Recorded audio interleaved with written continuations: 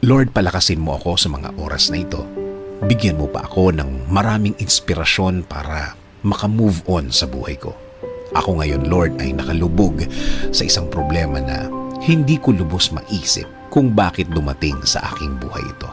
Nalilito at parang nawawala na ako. Parang walang makapitan. At alam kong walang makakaintindi ng aking kalagayan.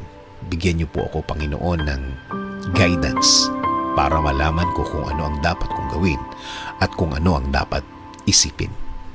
Ibigay niyo po sa aking daan ang mga taong tutulong sa akin at maging tamang impluensya sa aking buhay.